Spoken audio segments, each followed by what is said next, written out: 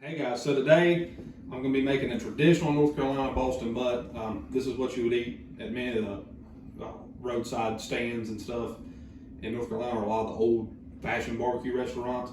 I've looked all over the internet and I can't find a traditional North Carolina barbecue recipe. A lot of what I see is competition butts. There might be one out there, but I might have missed it.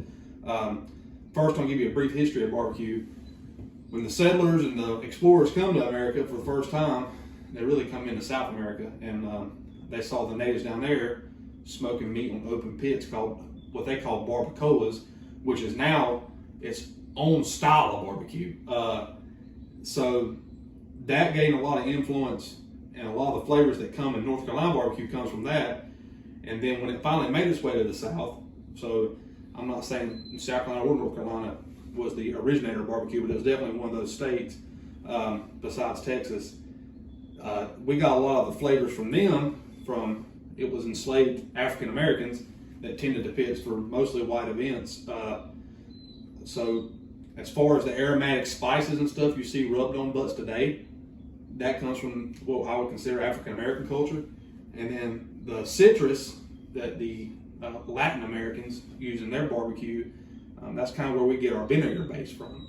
So as far as pulled pork goes, it definitely, in my opinion, originates here in South Carolina and North Carolina. We're in North Carolina. This is a real simple recipe. Barbecue is a mostly poor recipe, so it's nothing fancy. All the stuff you see today is, it can be overdone. I will make a disclaimer, this isn't the way I normally make barbecue. I do use traditional rubs with brown sugar and other spices. But why would you do one this way? Well, this is great if you want to put it in tacos, just to eat pulled pork sandwiches, or you can make it into enchiladas or whatever you want. They don't have a ton of sweetness to it.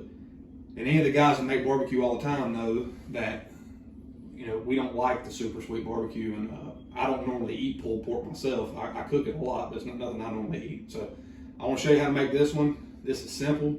It's about 9:30, 10 o'clock here, and I want to eat this tomorrow for lunch. So we're gonna cook this low and slow tonight. It's raining, and I don't want to babysit the pit all night, so I'm gonna show you how simple this can be. It's not overcomplicated or nothing to it. So we'll meet you at the pit. It's preheating to 200 degrees, and that's where we'll be next. All right, guys. So I'm out here in front of my pit boss. This is an Austin XL. This is an older style. Ain't nothing fancy about this. If there's anything not traditional about this cook, it's gonna be the cooker. This was normally done on either like an offset or an open pit, but I don't have that. And like I said, it's raining, so I'm gonna show you the simple way to do this. A big thing about this cook. Normally I tell you can do a lot of this stuff in the oven, but we can't tonight because this don't have a ton of spices and stuff on it. So the Bear Mountain Bowl barbecue pellets, I would recommend something like those or those, because that's where a lot of the meat, that's where the meat's gonna get a lot of its flavor from. Other than that, it's gonna be a kosher salt rub. Real simple. So what am I gonna do right now? So I'm gonna open this pit up. I've got my Smithfield Boston butt here. Like I said, I'm preheating at 200 degrees. And I'm gonna lay this, normally I cook fat side up, I'm gonna lay this one fat side down for at least the first 4 hours of that cook. Start breaking that fat cap down. Fat don't start rendering until I think it's around 135. Don't quote me on that. But when the meat gets close to that, we'll flip it and throw our kosher salt rub on it. So right now, that's a naked butt, is what I would call it, sitting on my pit balls. We're gonna fill up these bowl barbecue pellets and just let this roll for another 4 hours, and I'll meet you back at the pit when it's time to rub it. All right, guys. I'm sorry for the fact that I'm having to hold the camera again myself, but my camera lady is in bed and I wasn't trying to wake her up. So what have we done? Well, I didn't video it. I tried to. I just didn't get a good video of me taking this butt.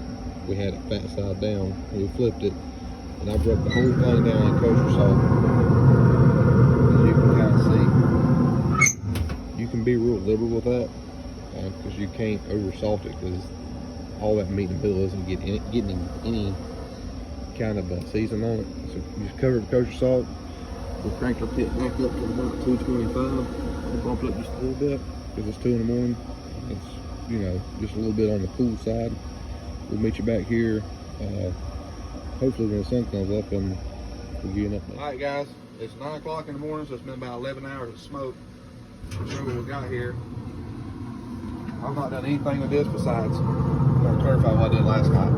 I started this fat side down, and I flipped it, and I covered it with kosher salt. When I say covered, I mean don't use these little holes right here. Flip it over right there, and cover your meat.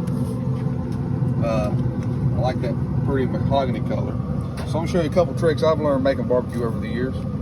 I got an instant thermometer. You don't have to have this, but what I'm looking for is tenderness. So that thing just falls in there. That hits bone, but I'm not pushing on that. So you can do that for bamboo skewer. The other thing is, these bone-in butts have a built-in thermometer. Look at that bone, it's starting to poke out the side. I know that butt's done. So what I'm gonna do is go ahead and pull this off and throw it in my full pan, and I'm gonna set it in the oven and let it rest for a couple hours. That's not super important, but I'm not ready to eat yet, so that's my next step. And we'll meet you in the kitchen when it's time to pull it and chop. Okay, so now I'm making a Lexington style dip sauce. If you're from the east, you might use all vinegar. If you're from the west, you might use more ketchup. If you're from the east and use a bunch of ketchup, that's fine. You're making Western style sauce in the east though. And if you're from the west and use all vinegar, then you're making Eastern style sauce in the west. So I'm not gonna get in that debate, but over medium low heat, I've got a little small saucepan heating, and I'm just gonna pour, that's 1.5 cups of apple cider vinegar. I've got 1/4 cup of ketchup. All right, in this little plate right here, I've got 3 tablespoons of brown sugar, a tablespoon of black pepper, and a tablespoon of red pepper. All that's gonna go in. I spilled some of it. That'll make the wife mad. Okay.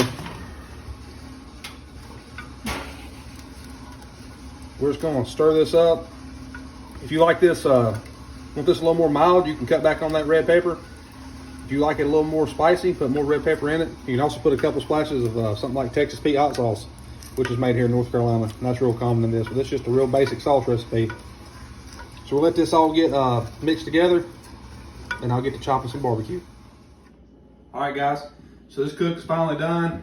I'm gonna show you how I finally finished this off. Some people like it pulled, some people like it chopped. So my hands are clean. I've got all my rings off. So I'm just gonna grab some of this butt here. You can come in here and pull this bone out. This has been sitting a while. But as you can see, it still pulls out pretty clean. We'll lay that over to the side. You can take this and you can pull a little bit of it, which is how I prefer it. Look at that smoke ring from them Bear Mountain pellets. That's just all smoke. That pink you see, that's gonna be delicious. All right, or take this big chunk right here. This would be a good piece to chop.